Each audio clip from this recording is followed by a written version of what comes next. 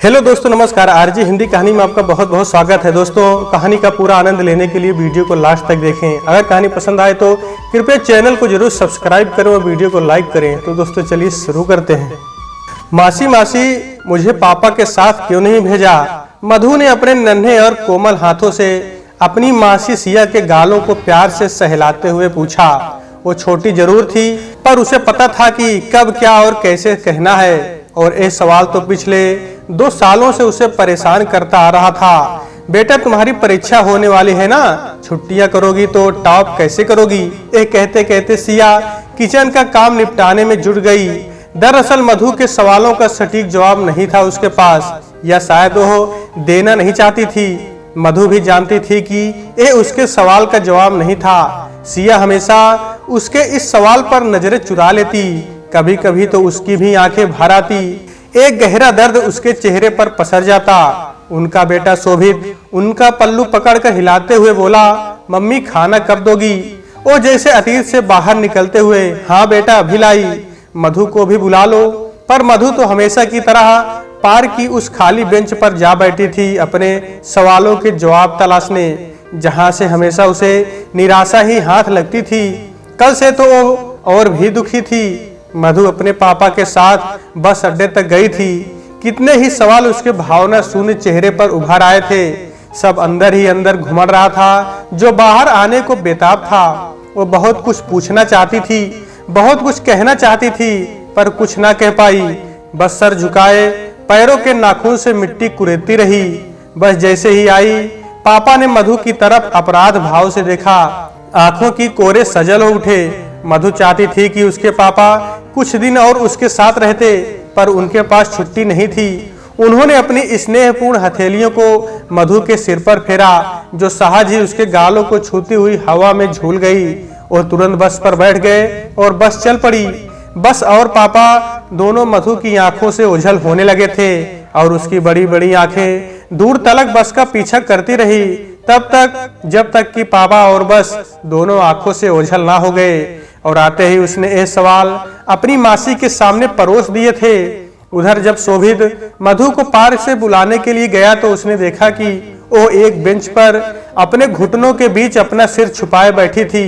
वो रो तो रही थी, पर आवाज उसके गले में ही कहीं घुट कर रह गई थी। शोभित बोला, चलो जल्दी खाना खाते हैं, मम्मी बुला रही है। 1-2 बार बुलाने पर तो उसने कोई जवाब नहीं दिया, पर जब तीसरी बार वो जोर से बोला तब उसने अपना सर ऊपर उठाया। आंखें लाल होकर सूज गई थी, गालों पर आंसुओं की धार बहकर सूख गए थे। उसने कहा, मैं घर नहीं जाऊंगी। शोभित ने कहा, अरे ऐसा मत करो, चलो वरना माँ गुस्सा होगी। भैया सच बताओ, आप जानते हो मेरी माँ ने मुझे अपने पास क्यों नहीं रखा? मुझे क्या पता, तुम चलो बस। नहीं भैया बताओ ना, आप ही तो कहते हो कि मेरी माँ मुझसे प्यार नहीं करती। हाँ हाँ, तेरी माँ तुझे सड़क से उठाकर लाई थी, इसलिए तुझे प्यार नहीं करती। अब घर चल चुपचाप। इतना कहना था कि मधु दंदनाकर खड़ी हुई और दौड़कर उसका हाथ पकड़ उसकी बाजू में अपने दांत गड़ा दिए। वो जोर से चीखा और घर की ओर भागा। उसे देखते ही सिया घबरा गई, हाथों से कलछी छूट गई। दौड़ते हुए पूछा, क्या हुआ, इतनी जोर से क्यों रो रहे हो? मम्मा मधु पागल हो गई है। क्या हुआ बेटा? तब तक मधु भी कमरे में दाखिल हो चुकी थी। मासी मासी, मेरी माँ क्या मुझे सड़क से उठाकर लाई थी? नहीं बेटा, ऐसा नहीं है। मासी, भैया कहता है मेरी माँ सौतेली है और वो मुझे सड़क से उठाकर लाई है, इसलिए वो मुझसे प्यार नहीं करती और मुझे अपने पास नहीं रखती। सिया ने मधु को खींचकर अपने सीने से लगा लिया। वो हकलाती सी, नहीं मेरी बच्ची, भैया को क्या पता, वो तो तुमसे चिढ़ता है। मैं तुझे ज्यादा प्यार करती हूँ ना, इसलिए। तू तो मेरी परी है और भगवान ने भेजा है तुझे मेरे लिए। तो माँ मुझे अपने पास क्यों नहीं रहने देती? क्या तुम मुझसे प्यार नहीं करती? क्या मैं तेरी माँ जैसी नहीं हूँ? माँ जैसी तो हो मासी, उससे भी बढ़कर हो, पर फिर भी माँ मुझसे प्यार क्यों नहीं करती? पापा मुझे घर क्यों नहीं ले जाते, जैसे सोनी दीदी और रिंकी दीदी रहती हैं मम्मी पापा के साथ? बेटा तुम चली जाओगी तो शोभित को राखी कौन बांधेगा और मेरा इतना ख्याल कौन रखेगा? मैं अकेली पड़ जाऊंगी ना, इसलिए। अच्छा चुप करो, ये सब बातें छोड़ो, खाना खाओ। और बेटा किसी को यूं दांत नहीं काटते हैं, और मैं भैया को भी बहुत डांटूंगी कि वो तुमसे ऐसे बात ना किया करे। सिया ने मधु को उस रात अपने पास ही सुलाया। दिन भर की भागदौड़ और दोनों बच्चों की परवरिश, उस पर मधु के सवाल, वो दोनों को सुलाकर बालकनी तक आ गई थी और यादों के कटघरे से निकलने की सोच रही थी कि तभी मधु की कोमल हाथों ने उसकी उंगलियां थाम ली। उसने पलट कर देखा, उसकी आंखों में अभी भी वही सवाल था। सिया बेचैन हो उठी। 5 साल पहले बड़े विषम हालातों में वो मधु को अपने साथ लेकर आई थी। सिया मधु की मासी है। उनके पति सेना में थे और अक्सर घर से बाहर रहते थे। सिया मधु की माँ प्रिया की बहन है। उसने मधु को अपनी गोद में उठा लिया। अब दोनों का चेहरा आमने सामने हो गया था और दोनों की नजरें भी एक दूसरे से मिल गई। मधु बोली, आपने मुझे आज जाने क्यों नहीं दिया पापा के साथ? मासी, क्या हुआ था उस दिन? आपका झगड़ा क्यों हुआ था माँ के साथ? माँ ने ऐसा क्यों कहा था कि सब तुम्हारी वजह से हुआ है, तुम ही रखो? बताओ ना मासी। सिया भी जैसे थक चुकी थी इन सवालों का बोझ ढोते ढोते। आज नहीं तो कल उसे सच बताना ही पड़ेगा। सिया अपने आवेग को रोक नहीं पाई और मधु से उसके अतीत की दास्तान सुनाने लगी। मधु, ये तब की बात है जब तुम इस दुनिया में नहीं आई थी। तुम्हारी बड़ी बहन सोनी आने वाली थी। तुम्हारी माँ ने फोन करके मुझे बताया था, वो बहुत खुश थी। लेकिन जब पहली संतान सोनी का जन्म हुआ तो तुम्हारी माँ का चेहरा उतर गया। मन से बेटे की जो आस थी, पर तुम्हारी दादी और पड़ोसियों रिश्तेदारों ने कहा कि पहली संतान तो भगवान की देन है, बेटा हो या बेटी सब उसकी मर्जी है, इसलिए उसका आदर करो। हाँ, अगर बेटा हो जाता तो आगे की चिंता ना रहती। तुम्हारे माँ की होठों की हंसी जैसे आते आते रह जाती और उन्होंने पहली संतान को भगवान की देन समझकर उसे स्वीकार कर लिया। लेकिन जब तुम्हारी दूसरी बहन रिंकी के जन्म का समय आया तो पूरी तरह से आश्वस्त थी कि बेटा ही होगा। पहली बेटी को तो उन्होंने स्वीकार कर लिया था, पर इस बार बेटे की हसरत बढ़ गई थी। खाने पीने का भी खूब अच्छे से ध्यान रखा जाता।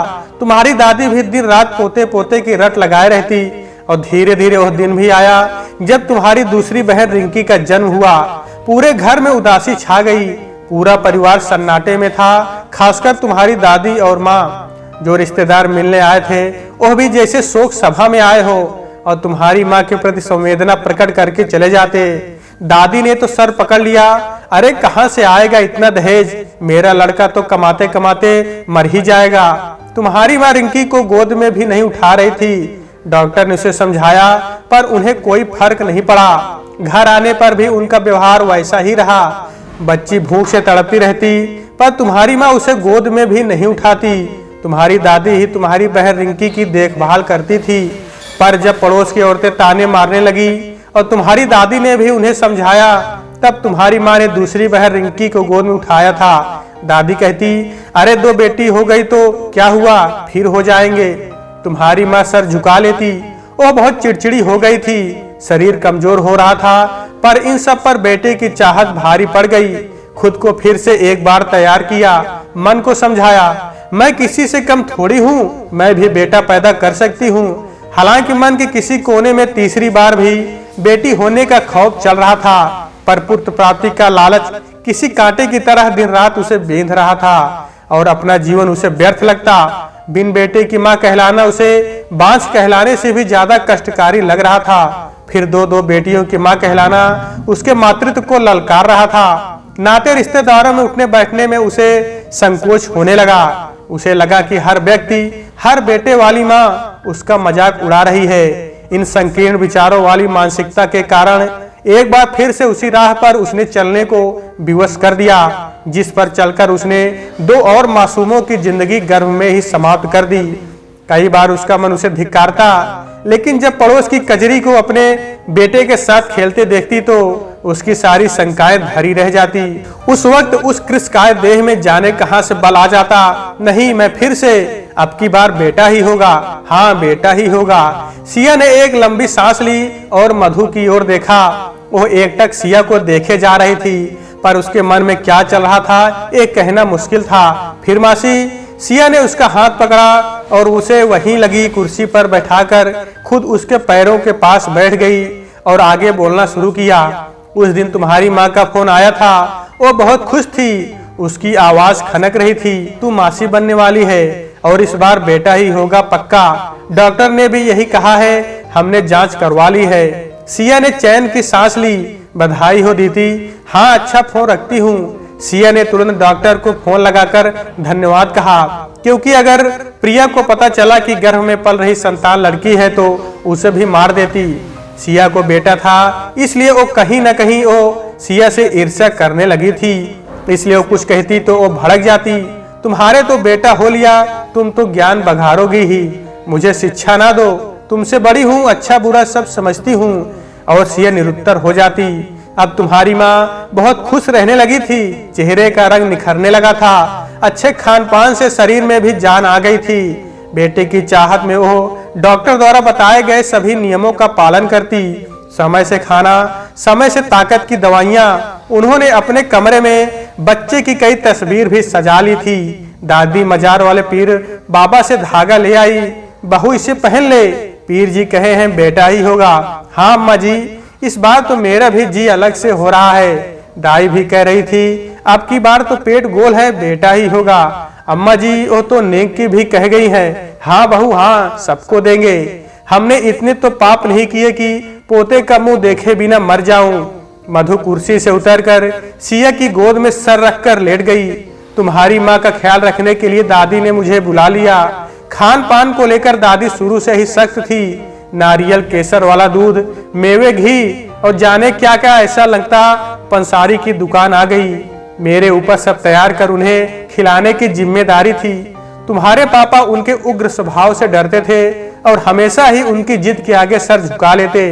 वैसे तो अपनी दोनों बेटियों से वे बहुत प्यार करते थे, पर इस बार कहीं न कहीं उनके मन में भी बेटे के पिता कहलाने का भाव हिलोरे लेने लगा था। जाने कितनी ही मन्नतें थी, पर सभी पूर्वानुमान को धता बताते हुए तुम्हारा जन्म हुआ।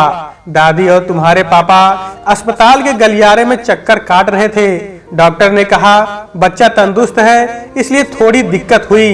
दादी ने बड़े गर्व से कहा था, हाँ तो हमने तो खूब खिलाया पिलाया है बहू को, जच्चा बच्चा दोनों स्वस्थ रहे। घी की गगरिया खाली कर दी हमने। थोड़ी देर में बच्चे की रोने की आवाज आई। सब उसी ओर टकटकी लगाए खड़े थे। तभी डॉक्टर बाहर आई। देखिए माताजी, अधिक दर्द के कारण प्रिया अभी बेहोश है, पर चिंता की कोई बात नहीं, जच्चा और बच्चा दोनों स्वस्थ है। बधाई हो, लक्ष्मी आई है आपके घर। डॉक्टर के अंतिम वाक्य किसी सूल की भांति दादी के कानों को चीर गई। तीसरी बार भी लड़की।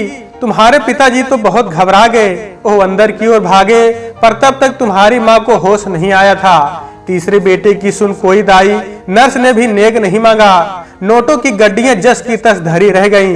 दीदी लंबी प्रसव वेदना से गुजरी थी, इसलिए वो कुछ देर के लिए मूर्छित हो गई थी। नर्स ने नवजात बच्ची को नहला धुलाकर सफेद तौलिए में लपेटकर तुम्हारी माँ के पास लिटा दिया। कुछ ही क्षण में उनकी मूर्छा टूटी। पहले तो पास खड़ी नर्स को देखने लगी, फिर दादी और तुम्हारे पापा के उतरे चेहरों को देखा। वो सुनना चाह रही थी कि बधाई हो बहू, बेटा हुआ है। नर्स कहे बधाई हो प्रिया जी, दो बेटी पर आपके बहुत सुंदर चांद सा बेटा हुआ है, तगड़ा नेक लूंगी। पर ऐसा कुछ भी नहीं हो रहा था। कमरे में सन्नाटे को चीरती नर्स की आवाज, जी अब आप ठीक हैं? देखिए तो आपकी बिटिया भूखी है कब से, कितनी प्यारी है आपकी बिटिया। ये अप्रत्याशित शब्द सिया के कलेजे को चीर गया। उसे अपने कानों पर विश्वास ही नहीं हुआ। फिर नर्स ने जो कहा उसे सुनाई नहीं दिया, पर सिस्टर मेरे तो बेटा था। और फिर सिया आपे से बाहर हो गई। पूरे वार्ड में उसकी चीखें बिखर गई। नर्स ने उनका हाथ पकड़ा ना होता तो वो उस नन्ही सी जान को कुछ कर ही जाती। मासी मुझे? मधु ने गोद से सर उठाकर सिया की तरफ देखते हुए पूछा तो सिया ने पलकें झपका दी। मधु उड़कर सिया के गले से लिपट गई। फिर तुम्हें लेकर सब घर आ गए, पर तुम तब से ही उनकी आंख का कांटा बन गई। तुम्हारी माँ ने तुम्हें गोद में लेने से साफ साफ मना कर दिया था। तुझे कभी देखती भी नहीं। दूध पिलाना कौन कहे, दादी गाय का दूध शहद मिलाकर तुझे पिलाती रही। पर मुझे तुम्हारी आंखें बहुत प्यारी लगती। मैं सोचती कि काश की मेरी भी बेटी होती, बिल्कुल तुम्हारी जैसी, गोल मटोल। पर यह मेरे नसीब में नहीं था। शोभित के जन्म के समय ही डॉक्टर ने बड़ी मुश्किल से ही हमारी जान बचाई थी और कहा था कि अब फिर कभी ऐसी गलती ना करूं। एक बेटी की आस मेरे मन में ही रह गई थी, जो तुम्हें देखकर पूरा होती हुई दिखती। लेकिन मैं भी मजबूर थी, चाह कर भी मैं तुम्हें वो लाड प्यार दुलार नहीं दे पा रही थी जो मेरे मन में छुपा था, क्योंकि तुम्हें जो कोई भी प्यार से देखता, बात करता, दीदी का वह दुश्मन बन जाता। इसलिए ना चाहते हुए मुझे तुमसे थोड़ी दूरी बनाकर रखनी पड़ती। मैं तुम्हें छुप छुप के देखती और जब दीदी सो रही होती तो तुम्हें गोद में लेकर बहुत प्यार करती।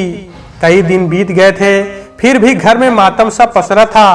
तुम्हारी बहनों ने भी तुमसे मुंह फेर लिया। मरी यह तीसरी आई ही क्यों? कितना अच्छा होता तो अगर हमारा भैया आता, मैं उसे राखी बांधती। तुम्हारी बहनों के पुराने कपड़ों से दादी ने काट कर तुम्हारे लिए कपड़े तैयार कर दिए। दादी तुम्हारी माँ बन गई। आंगन में एक पुराने खटोले पर तुम्हारा बिछौना लगा। तुम्हारी बहनों के पुराने दूध की बोतल में जैसे तैसे दूध भर के तुम्हारी मुंह में ठूंस दिया जाता और इसी तरह तुम बड़ी होने लगी। इतना तिरस्कार और पेट भर दूध भी ना मिलता, फिर भी तुम स्वस्थ थी। तुम्हारा रंग सबसे चटक था। बड़ी काली आंखें सबका ध्यान बरबस खींच लेती, पर तुम्हारी माँ का पत्थर हृदय नहीं पिघला। कुछ समय बाद मुझे भी वापस आना पड़ा, पर मुझे यकीन था कि दीदी तुम्हें भी अपना ही लेंगी। धीरे धीरे समय आगे बढ़ने लगा था। तुम अब बड़ी हो रही थी। तुम्हारे स्वास्थ्य पर जरा भी फर्क नहीं पड़ा। कहते हैं ना, जिसका कोई नहीं होता उसका भगवान होता है। तुम बचा खुचा खाकर भी सबसे सुंदर और स्वस्थ थी। अब तो तुम अपनी बहनों के पुराने चप्पल पहनकर गिरते पड़ते चलने भी लगी थी। बहनों ने भी इस तीसरी से बस मतलब भर का ही रिश्ता रखा था। देखते देखते तुम 5 साल की हो गई। जब तुम्हारे पापा बाहर से आते तो पानी का छलकता गिलास लेकर तुम चल देती और वो प्यार से तुम्हारे सिर पर हाथ रख देते। वो तुम्हें अपनाना चाहते थे रिंकी और सोनी के जैसे, पर शायद तुम्हारी माँ के आक्रोश के आगे हार जाते थे। उस रात दोनों के बीच बहुत बहस हुई थी। दीदी को मेरा सच पता चल गया था कि मैंने ही डॉक्टर से तीसरी संतान लड़की होने का सच दीदी को बताने के लिए मना किया था, क्योंकि मैं जानती थी कि अगर उन्हें पता चल जाता तो उसको भी गर्भ में ही मार देती। इस सच के खुलते ही दीदी के क्रोध की ज्वाला मेरे ऊपर भड़क उठी। अगले दिन मुझे घर आने के लिए कहा था। मैं जानती थी कोई भयानक तूफान आने वाला है। मैं शोभित को स्कूल भेज घर के सब काम निपटा दीदी से मिलने के लिए आ रही थी, पर उससे पहले ही वो सब हो गया जो शायद नहीं होना चाहिए था। तुम चाय का कप उठाकर रखने जा रही थी, पर वो तुम्हारी कोमल नन्हे हाथों से ना संभला और जमीन पर जाकर छिटक गया। दीदी को शायद ऐसे ही किसी मौके का इंतजार था। उनका वो झन्नाटेदार तमाचा मुझे याद है। मैं बस चौखट तक ही पहुंच पाई थी। थोड़ी देर पहले पहुंचती तो शायद उन्हें रोक पाती, लेकिन उन्होंने दरवाजा मेरे मुंह पर बंद कर दिया। मुझसे सारे रिश्ते भी तोड़ लिए। मैंने उन्हें समझाने की बहुत कोशिश की, पर उन्होंने कहा कि मैं आज से उनके लिए मर चुकी हूँ। और फिर अंदर से अनवरत बर्तन तोड़ेगी, पटपट और तोड़ेगी। दादी, मासी, पापा, मम्मी मत मारो, जाने कितने असहनीय शब्द दरवाजे को चीरकर मेरे हृदय पर चोट करते रहे थे। मैं दरवाजा पीटती रही, पर ओह ना रुकी। तुम्हारे पापा को फोन किया, पर विडंबना की उनका फोन भी नहीं लगा। धीरे धीरे वेदना और घिंघियाते बोल शांत हो गए, पर थप्पड़ों की बौछार जारी थी। पता नहीं कब टूटने की सजा मिली थी या मेरी झूठ बोलने की। मैं बार बार इधर उधर से झांकने का प्रयास कर रही थी। बड़ी मुश्किल से एक छोटा सा सुराख देख पाया था, और जब मेरी नजरें अंदर गए तो मेरा कलेजा फट गया। दर्द और वेदना से तुम्हारी फ्राक गीली हो गई थी। दोपहर तक तुम गीले कपड़ों में भूखी प्यासी वहीं पड़ी थी। मुझे घर के अंदर भी नहीं आने दिया है और अपमानित करके जाने को कहा, पर मैं घर के बाहर खड़ी थी। दोपहर को तुम्हारे पापा आए, तब किवाड़ खुली। पापा ने तुरंत गोद में उठाकर क्या हाल कर दिया बिटिया का, आदमी हो या कसाई। दीदी ने उन्हें खा जाने वाली नजरों से देखा। मधु अपलक अपराधनी सी आंखें जमीन में गड़ाए चुप खड़ी रही। पापा ने उस दिन उसे पहली बार बहुत प्यार किया और उस स्नेह की छाव में मधु सुबकती रही। पिता का मन करा उठा, पर वो एक कमजोर पिता साबित हुए। उन्होंने मधु से कहा, बिटिया ध्यान से चला करो, तुम्हारी माँ की तबीयत ठीक नहीं है, इसलिए वो बात बात पर नाराज हो जाती है। उस दिन से मधु के मन में पापा की छवि भी किसी अपरिचित जैसी हो गई थी। तुम शाम तक वहीं अपना कोना पकड़े बैठी रही। पता नहीं खाना खाया कि नहीं। दादी खाने की तस्तरी लेकर गई तो थी, पर दीदी ने जो घुड़की लगाई कि वो उल्टे पैर वापस आ गई। थोड़ी देर बाद तुम्हारे पिताजी गए थे जेब में कुछ एक बिस्किट का पैकेट लेकर। शाम को मैं भी हार कर लौट आई, पर अगले दिन मैंने उन्हें समझाने की एक और कोशिश के लिए उनसे बात करनी चाहिए। मैंने बाहर से ही कहा, देखो दीदी, इस तरह बच्ची के साथ करना पाप है। वो मेरी बच्ची नहीं है, मेरा बेटा था, डॉक्टर ने बदल दिया। मैं जानती हूँ वो मेरी जन्मी ही नहीं है, समझी। अब इस घर में एक तीसरी रहेगी या मैं रहूंगी। उन्हें समझाना मुश्किल था। तुम्हारे पापा समझ गए थे कि तुम्हारा उस घर में रहना तुम्हारे लिए भी ठीक नहीं था। पता नहीं कितने विवश थे और क्यों थे, यह मैं नहीं समझ पाई। उन्होंने मुझसे कहा कि मैं तुम्हें अपने पास रख लूं। जैसे ही मेरे मुंह से हाँ निकला, दीदी खुद एक झोले में तुम्हारा सामान लाकर रख दी, जैसे वो तो इसी प्रतीक्षा में थी कि मैं तुम्हें यहाँ से कब ले जाऊं। तुम्हारे पापा ने हाथ जोड़कर कहा था, सिया, इस बच्ची को बचा लो, मैं सारा खर्चा दूंगा। इस तरह दोनों की जिंदगी बच जाएगी। न मधु यहाँ रहेगी, न प्रिया का पागलपन रहेगा। मैंने मौन स्वीकृति दे दी थी। उस दिन तुमने बिना किसी प्रश्न के मेरा हाथ थाम लिया था और मेरे पीछे चल दी थी। पापा आए थे स्टेशन तक छोड़ने। तुम्हारी पसंद की बहुत सारी चीजें भी खरीदी थी और शायद पहली बार एक नई फ्रॉक खरीदी थी, पर तुम्हारी आंखों में कोई खुशी नहीं थी। सिया ने अपने कंधे पर कुछ नमी महसूस की। मधु की आंखों से आंसू बह रहा था, वो रो रही थी। उसके बाद मुझे याद है मासी, रुदन के आवेग को सिसकियों संग अंदर खींचती हुई वो बोली, पर पापा क्यों आए थे मुझे लेने? क्या माँ ने मुझे अपना लिया और आपने जाने क्यों नहीं दिया? क्योंकि तुम्हारी माँ की अधूरी लालसा फिर से उमड़ आई है। वो एक बार फिर से बेटे के लिए पागल हो गई है। दादी से तो अब काम होता नहीं और तुम्हारी दोनों बहनें तो तुम्हारी माँ को दिल से प्यार ही नहीं करती जैसे तुम करती हो। अब घर के कामकाज में तुम्हारी माँ को परेशानी होती है तो उन्हें लगा कि इसके लिए मधु से बेहतर कौन है, इसलिए उन्होंने भेजा था तुम्हारे पापा को तुम्हें लेने के लिए। पर तुम्हारे बिना मेरा दिल नहीं लगेगा। जब तक तुम्हें कहानी ना सुना लूं, नींद कहाँ आती है मुझे, और तुम्हारी वो कविताएं ना सुनूं तो लगता है बहरी हो गई हूँ। और इस बार स्कूल में तुम्हें इनाम भी तो मिलने वाला है ना भाई ना, मेरा मन तो ना लगे तुम्हारे बिना। इसलिए मैंने तुम्हारे पापा से कह दिया, हमारी बिटिया कहीं ना जाएगी। कह दो जीजी से उसकी मासी जिंदा है अभी। कहते कहते सिया का गला भर आया। मधु अब तक सहज हो चुकी थी। उसे समझ आ गया कि कल क्यों पापा इतने खुश थे। भोर होने वाली थी। सूरज की लालिमा चारों ओर फैल रही थी। रात के घोर अंधकार को चीरकर सुबह का सूरज जगत में प्रकाशमान हो रहा था। और इस प्रकाश में मधु का यह बोझ भी ओझल हो गया कि काश मैं बेटी नहीं होती। तो दोस्तों, आज की वीडियो में बस इतना ही। कहानी आपको कैसी लगी कमेंट बॉक्स में जरूर बताइएगा। अगर कहानी पसंद आई है तो कृपया चैनल को जरूर सब्सक्राइब करें और वीडियो को लाइक करें। तो दोस्तों, आपसे फिर मिलते हैं अगले वीडियो में। तब तक के लिए नमस्कार।